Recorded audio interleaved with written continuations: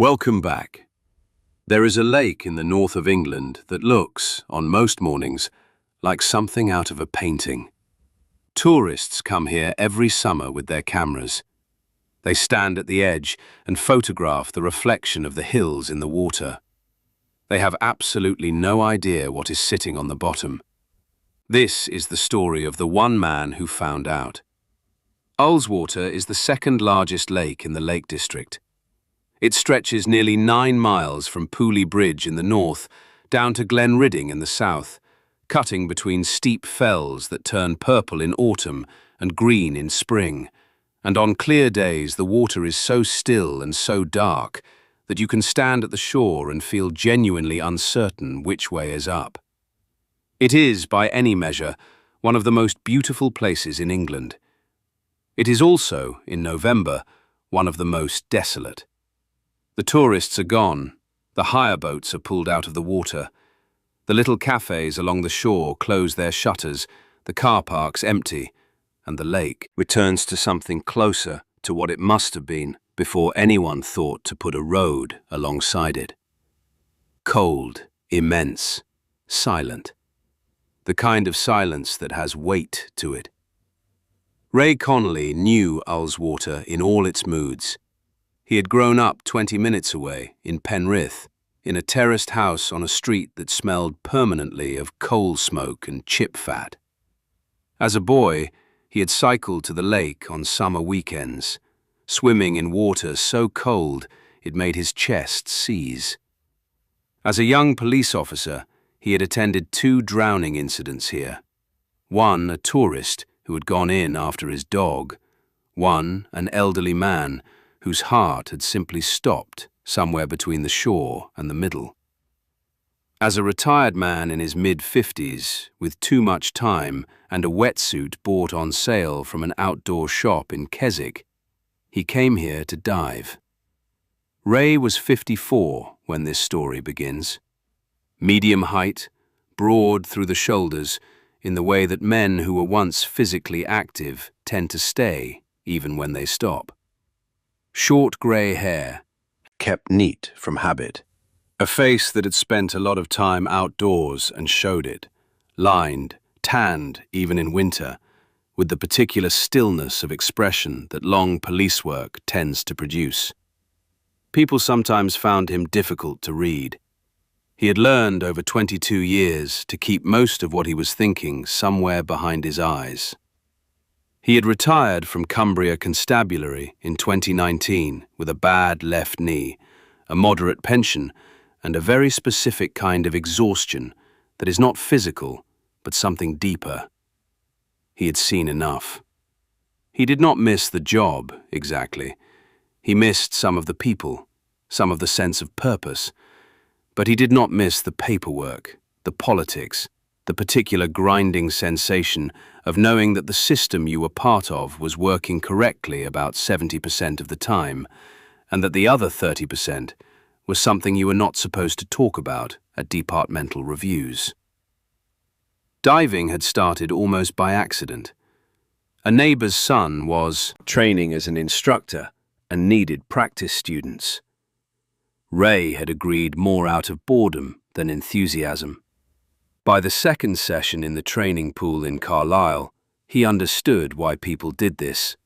The silence, the weightlessness, the absolute requirement to be present and focused and nowhere else mentally. It was, he thought, the closest thing to switching his brain off that he had found since retirement. By 2022, he had his PADI Advanced Open Water certification and a growing habit of driving out to Ullswater on Tuesday mornings, when the car park was empty and the water was his, and spending an hour moving slowly along the bottom in the greenish half-dark, looking at nothing in particular. Old timber from collapsed jetties, fishing line caught on rocks. Once, memorably, a full set of golf clubs in a bag, which he had photographed and left where he found them. He had a dive buddy. Technically, you were supposed to have one, and Ray was a man who had spent too long enforcing rules to feel comfortable ignoring them entirely. His buddy was a retired teacher named Graham Fisk, a tall, thin, slightly anxious man of 60 who had taken up diving after his wife died and who approached the hobby with the same meticulous carefulness he had once applied to marking G, C, S, E essays. Graham kept detailed logs. Graham checked and rechecked equipment. Graham had once aborted a dive because one of his fins had a hairline crack that Ray would not have noticed in a year. On the morning of the 14th of March 2024, Graham had a hospital appointment. Nothing serious, he had said on the phone the night before, just a follow-up, but he could not make it. Ray had driven to Ullswater anyway. He sat in the car park at Glen Ridding for 20 minutes, looking at the water, drinking coffee from a flask, telling himself he should go home. Then he put on his dry suit and went in alone. He would later say, to the police, to journalists, to the daughter, to anyone who asked, that he had no particular reason to go as deep as he went that morning. His usual route kept him between 8 and 15 meters, following the shelf of the eastern shore. But the visibility was unusually good. The water clear in a way it rarely was, and the new torch he had ordered online and received the previous week was throwing a beam so sharp and so far that he found himself pushing deeper simply to see what it reached. At 22 meters, the bottom flattened into dark grey silt. At 26 meters, he began to see, at the edge of his torch beam, shapes that were too regular to be natural. Edges. Right angles. He adjusted his buoyancy and moved closer. The car was on its roof. It had gone in nose first, or close to it, because the front end was more deeply buried in the silt, the bonnet and windscreen invisible beneath decades of accumulated sediment. The rear end was raised slightly, both back wheels pointing upward, one tire still partially inflated in a way that seemed faintly absurd. The bodywork was heavily corroded, the original color impossible to determine from what remained, though patches of it suggested a dark shade, navy or dark green or possibly black. Rust had eaten through the wheel arches and along the roofline. The glass was gone from every window, either broken on impact or dissolved by decades of cold water. Ray hung in the water above the car for a long time without moving. He had found things before, the golf clubs, a bicycle, the rusted frame of what might have been a motorbike. Objects ended up in lakes, sometimes by accident, sometimes by the particular brand of youthful stupidity that involved cars and late nights and dares.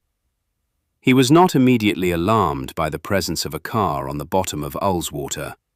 Cars ended up in lakes.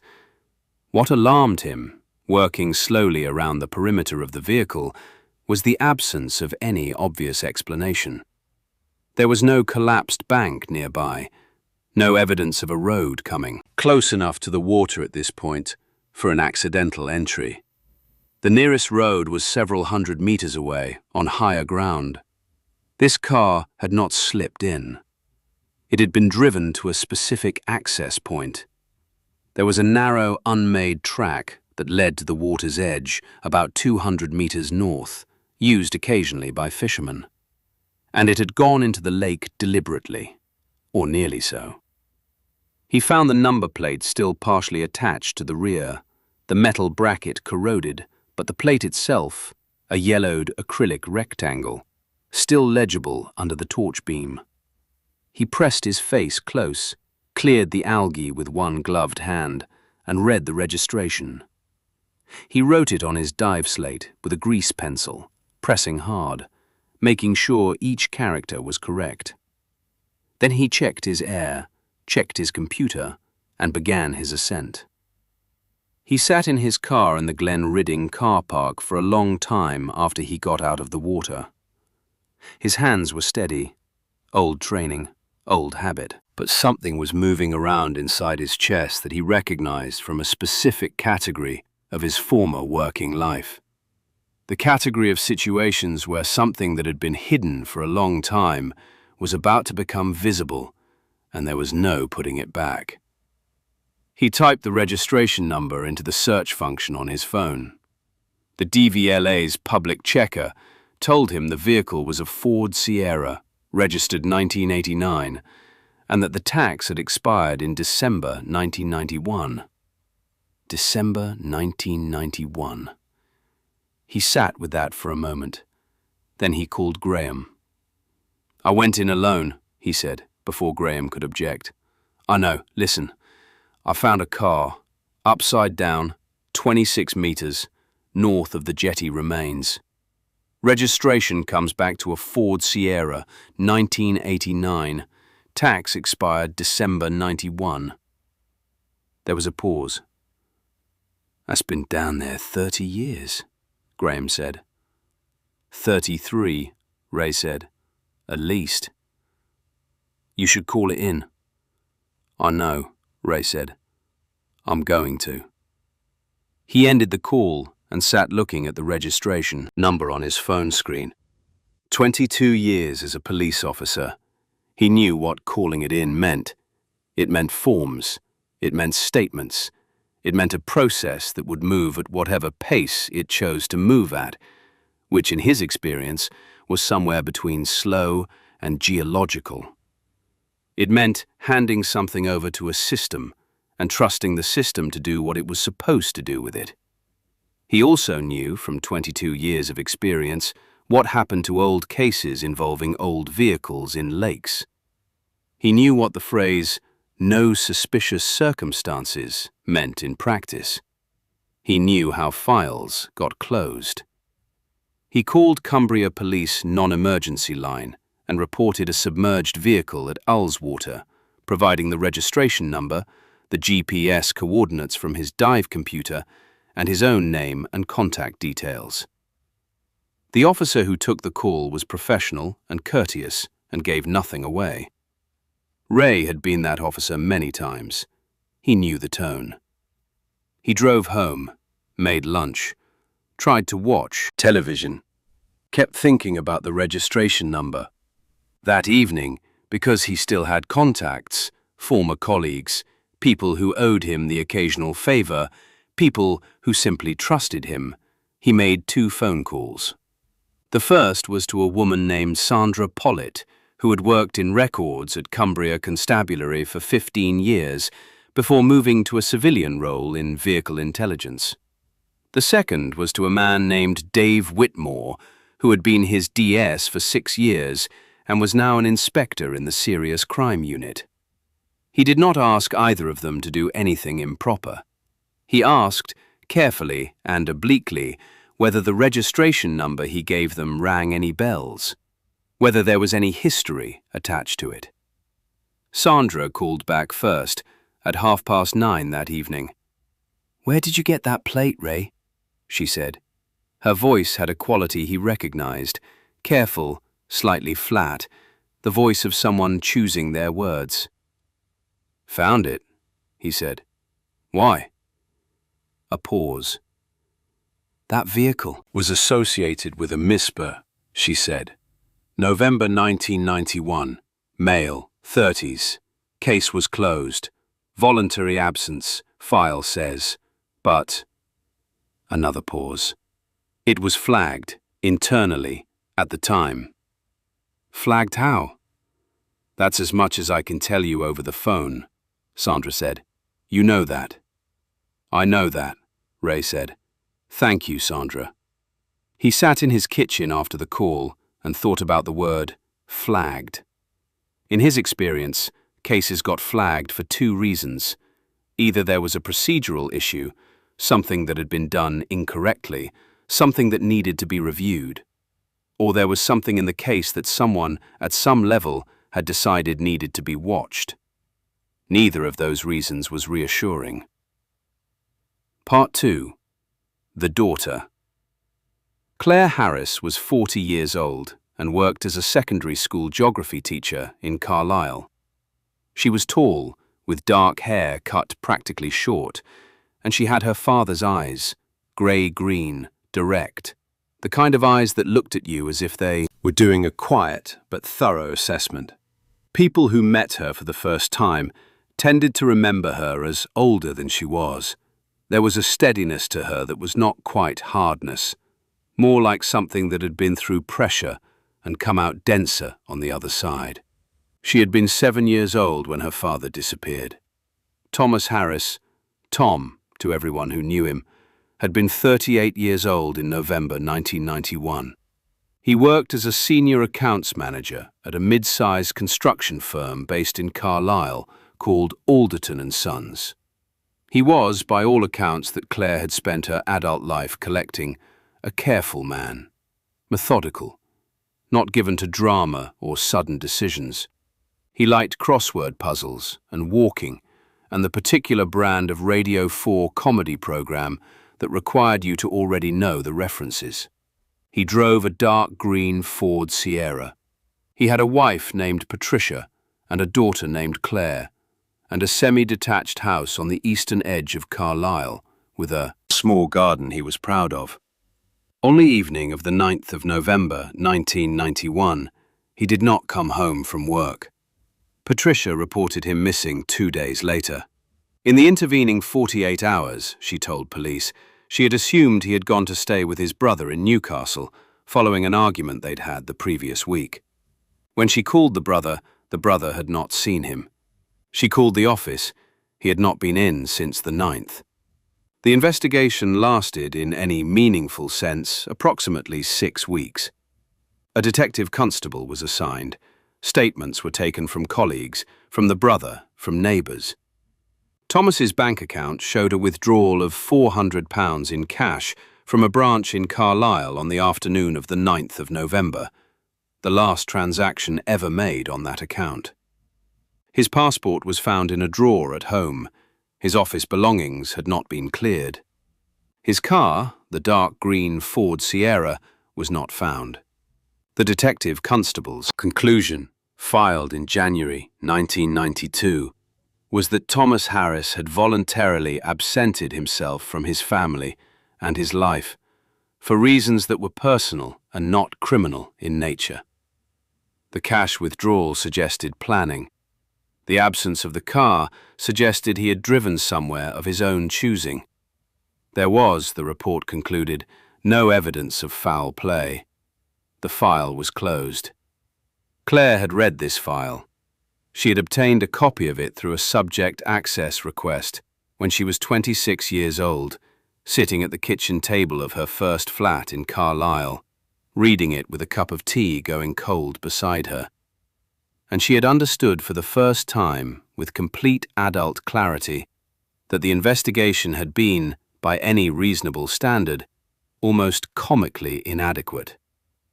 No financial records beyond the single cash withdrawal had been examined, no telephone records, no interviews with anyone from the construction firm beyond 2 immediate colleagues who had confirmed he had left the office at his normal time on the 9th.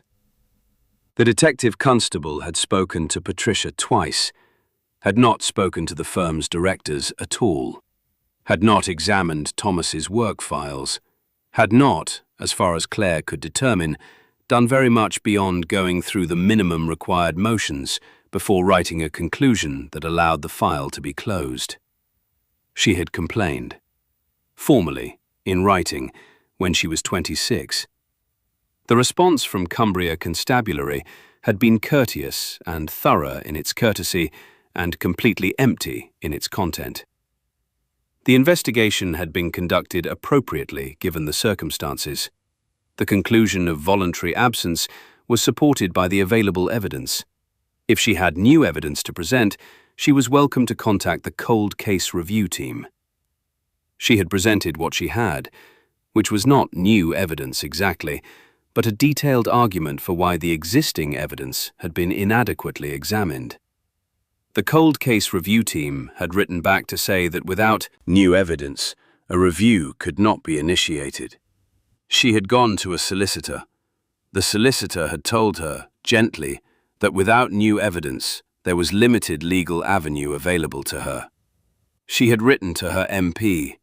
Her MP had written to the Chief Constable. The Chief Constable had written back with a letter that was, in Claire's assessment, a masterpiece of saying nothing across 4 paragraphs. She had, over the years, spoken to journalists. 2 had expressed interest and then gone quiet. 1 had written a small piece in a local paper in 2015 that had generated briefly a handful of emails from people who thought they might have seen her father, none of which had led anywhere. She had never stopped, but she had, gradually, learned to carry it differently, not as an open wound, but as a weight she had redistributed across her body so that no single part of her was bearing all of it. It was there every day. It was just not, any longer, the only thing. She was teaching a Year 10 class about coastal erosion on the afternoon of the 15th of March 2024 when her phone buzzed in her jacket pocket. She ignored it. It buzzed again. And again. She stepped into the corridor.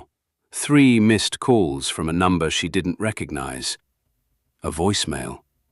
She played it standing in the corridor with the noise of 30 15-year-olds discussing coastal erosion filtering through the door behind her. The voice was male, calm, with a Cumbrian accent. It said, "My name is Ray Connolly. I'm a former police officer, retired. I found something in Ullswater yesterday that I think you need to know about. I have reason to believe it's connected to your father's disappearance. I'm sorry to contact you out of nowhere. Please, call me back when you're able." Claire stood in the corridor for a long time after the message ended. Then she went back into the classroom, finished the lesson, set the homework, waited for the room to empty, and sat at her desk alone, with her coat still on. And called the number back. They met 2 days later at a pub in Penrith. Ray's suggestion, neutral ground, somewhere public.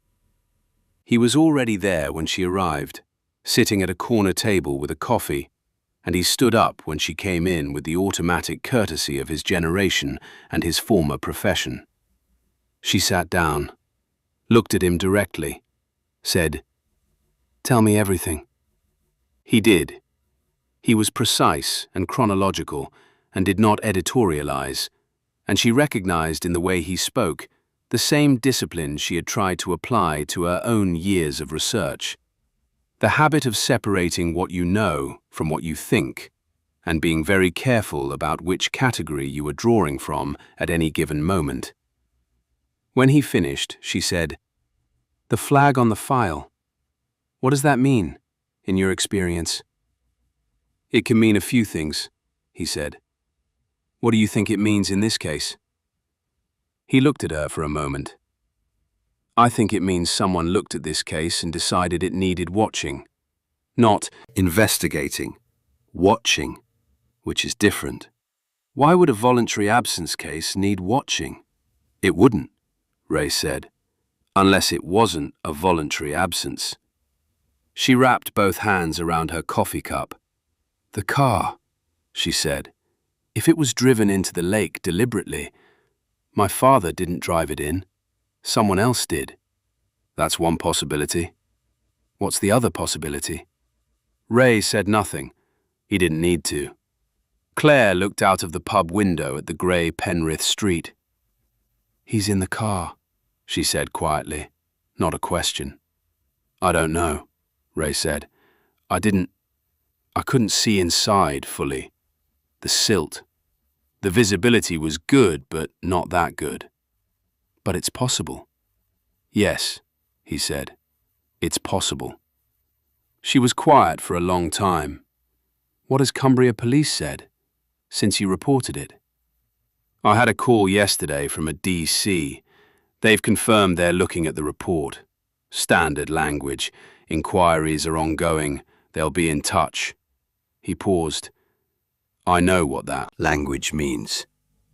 "So do I," Claire said. She looked at him again with those grey-green eyes. "Will you help me?" she said. "Not illegally, Not anything that causes you a problem. Just, you know how this works from the inside. I've been on the outside of it for 33 years, and I'm not getting anywhere. Ray was quiet for a moment. He thought about 22 years of forms and procedures and departmental reviews.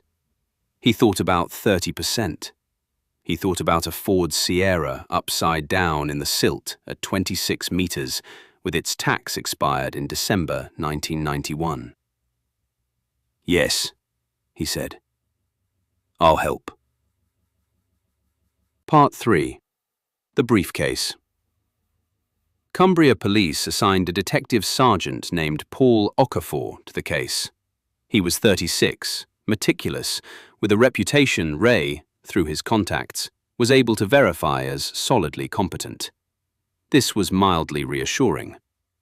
The less reassuring element was that Okafor was assigned alongside an inspector named Martin Greaves, who had been with the force for 28 years, and who, according to Dave Whitmore, in a carefully worded phone conversation, had been involved peripherally in the original 1991 investigation as a very junior officer. Ray mentioned this to Claire. She wrote it down. She had been writing everything down for 33 years, and she was not about to stop. The official underwater survey of the vehicle took place on the 22nd of March, 8 days after Ray's report. A specialist dive team from the National Police Underwater Search Unit came up from Manchester. They spent 4 hours in the water. Ray was not allowed to be present. He was a civilian. The scene was now a potential crime scene. There were protocols. He sat in his car in the Glen Ridding car park and waited, because he could not think of anything else to do with himself. He got a call from Dave Whitmore at 6 that evening. "Human remains," Dave said, "in the vehicle, and a briefcase, brown leather, recovered from the passenger footwell, more or less intact. The leather had deteriorated, but the frame held." Ray sat very still. "Confirmed human?" "Confirmed. Full examination pending, but yes." "The briefcase," Ray said. "What was in it?" A pause. "I shouldn't be telling you any of this, Ray." "I know. What was in it?" "Documents," Dave said. "Financial documents, best guess. Heavily water damaged. Some of it might be recoverable, forensics says. Some of it is basically pulp." Ray thanked him and ended the call. Then he called Claire. She answered on the first ring. "They found him," Ray said. The silence on the other end of the line lasted a long time. When she spoke, her voice was very controlled and very careful in the way of someone keeping something in place through sustained effort. "He was in the car," she said. "Yes." "He didn't leave," she said. He didn't leave us." "No," Ray said. "He didn't leave." He heard her breathing. He didn't say anything. Some things didn't benefit from words filling the space around them. After a while, she said, "The briefcase." "Financial documents," Ray said. "Possibly recoverable." "He was an accounts manager," Claire said. Her voice had changed slightly. The control was still there, but something underneath it was sharpening. "At Alderton and Sons, a construction firm." "I know." "Alderton and Sons," she said again. "Do you know what happened to them?" Ray didn't. He looked it up that evening. Alderton and Sons Construction, registered in Carlisle, had ceased trading in 1994, 3 years after Thomas Harris disappeared. The formal identification of the remains took 3 weeks. The DNA sample came from Claire, a swab taken at a Carlisle police station on a Tuesday morning, quick and clinical and utterly surreal. The result came back on the 17th of April, 2024.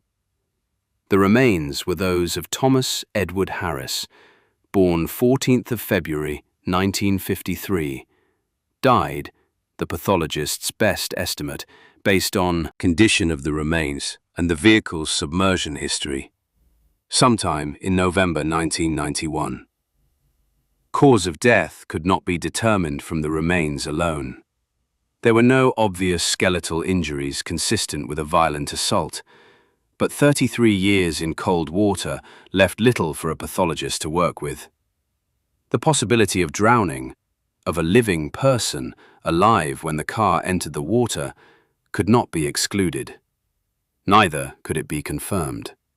The investigation was formally reclassified as a suspicious death inquiry. Inspector Martin Greaves was removed from the case. DS Paul Okafor was given additional resource.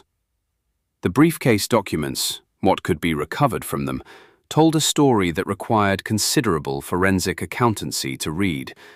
But when it was read, it was not a complicated story.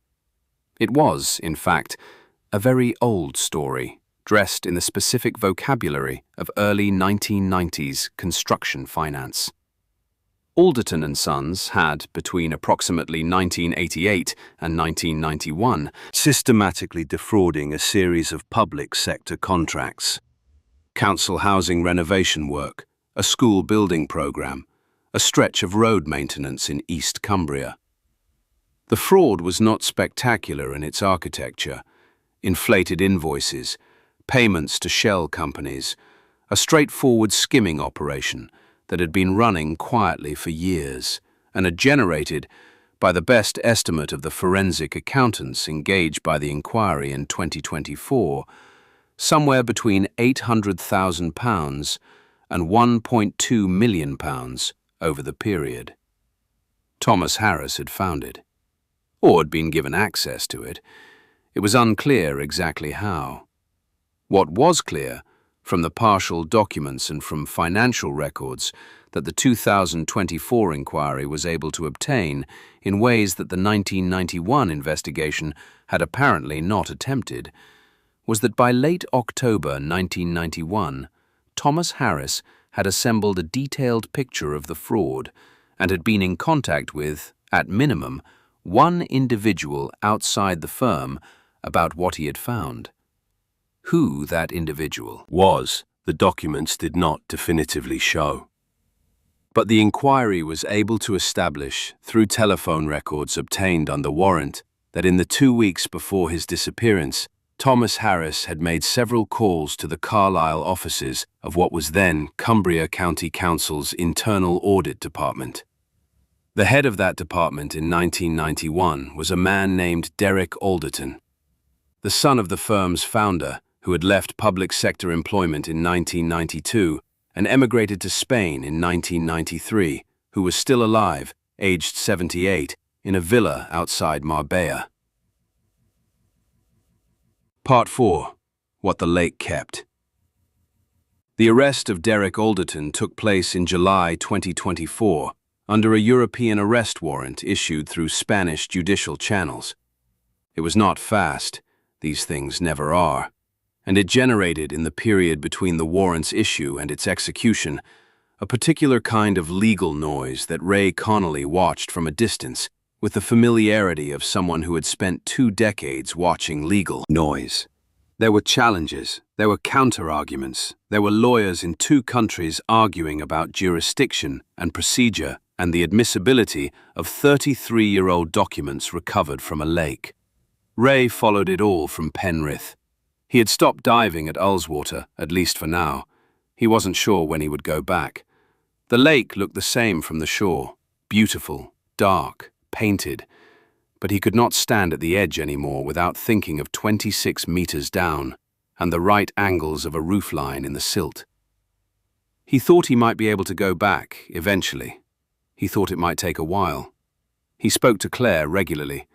She was navigating a particular kind of emotional geography that had no maps, simultaneously grieving a father she had lost at 7 and had been looking for ever since, relieved that the question had been answered, furious at the 33 years, and doing all of this while continuing to teach Year 10 about coastal erosion and Year 12 about climate systems and all the ordinary, relentless machinery of a life that kept moving regardless. She was, he thought, one of the most resilient people he had ever met. He had met a lot of resilient people in his career. The ones who had lost someone and refused to let the loss become the whole story while simultaneously refusing to pretend the loss wasn't there. "Do you feel like you knew him?" he asked her once, on the phone, late on a weeknight. She thought about it. "I knew a 7-year-old's version of him," she said.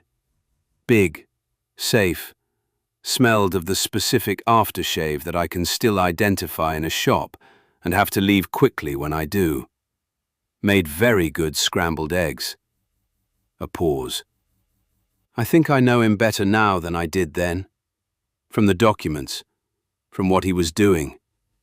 He found something wrong and he was trying to fix it, and someone decided he couldn't be allowed to do that." "Yes," Ray said. "He was brave," she said.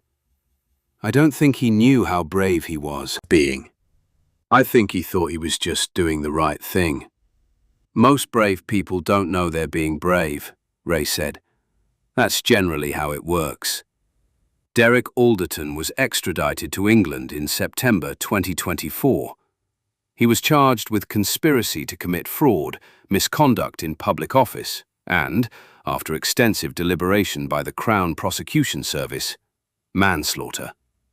The manslaughter charge reflected the prosecution's position that while direct evidence of Alderton physically causing Thomas Harris's death could not be established beyond the required standard, the evidence of a conspiracy to silence Harris, combined with the circumstances of his death, met the threshold for an unlawful act manslaughter charge. It was not, Claire's solicitor told her, everything. It was not a murder charge. It was not, possibly, what Thomas Harris deserved. "Is it enough?" Ray asked her. She thought about it for a long time. "It's something," she said. 33 years ago it was nothing. Now it's something. I'll take something." The trial was set for spring 2025. That is a story still in progress, still moving through the slow machinery of the legal system at the time this video is being made.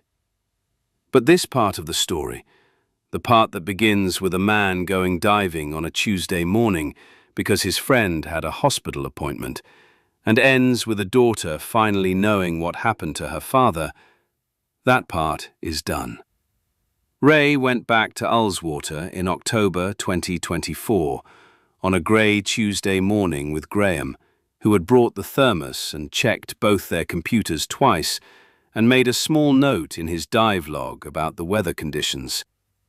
They went in together. They followed their usual route along the eastern shore at 12 meters.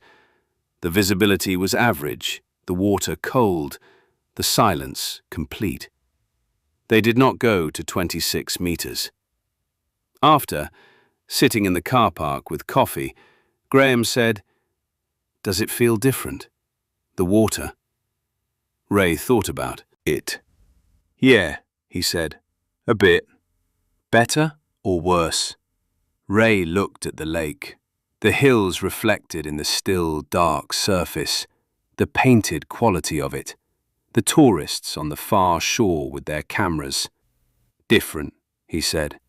"Just different." Claire Harris visited the lake in November 2024. She had never been in all the years of searching. She had avoided it. Consciously, she realized, in the way you avoid the specific geography of a thing that is too large to look at directly until you are ready. She drove up on a Saturday, parked at Glen Ridding, and walked to the shore. It was a clear, cold day, the fells sharp against a pale blue sky, the water absolutely still. She stood at the edge for a long time. She did not cry, or rather, she did, briefly, and then she stopped. because there was something about the scale of the place, the silence, the beauty of it, that made sustained grief feel slightly beside the point. Her father had been here, in this water, for 33 years. He was not here anymore. He had been brought out, identified, given back his name, and returned to a story that had a shape now, instead of just a hole in the middle where the ending should have been. She picked up a stone from the shore, smooth, grey, cold. She held it for a moment. Then she put it in her jacket pocket, and she walked back to the car, and she drove back to Carlisle. And on Monday morning, she taught Year 10 about coastal erosion, as she always did. But something in her was slightly lighter than it had been before. Not gone, just lighter, redistributed, carried differently. Friends, that is the story of Ray Connolly and Claire Harris and Thomas Harris and a dark green Ford Sierra that sat upside down on the bottom of Ullswater for 33 years, keeping a secret that several people had worked very hard to make permanent.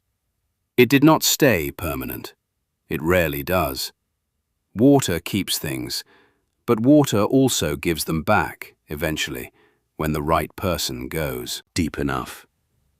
If this story stayed with you, please leave a like. It genuinely helps this channel more than you might think. Subscribe if you want more stories like this one. And if you know of a case, a story, something unresolved in your town or your family or your part of the country, write it in the comments. You never know who is reading. See you next time.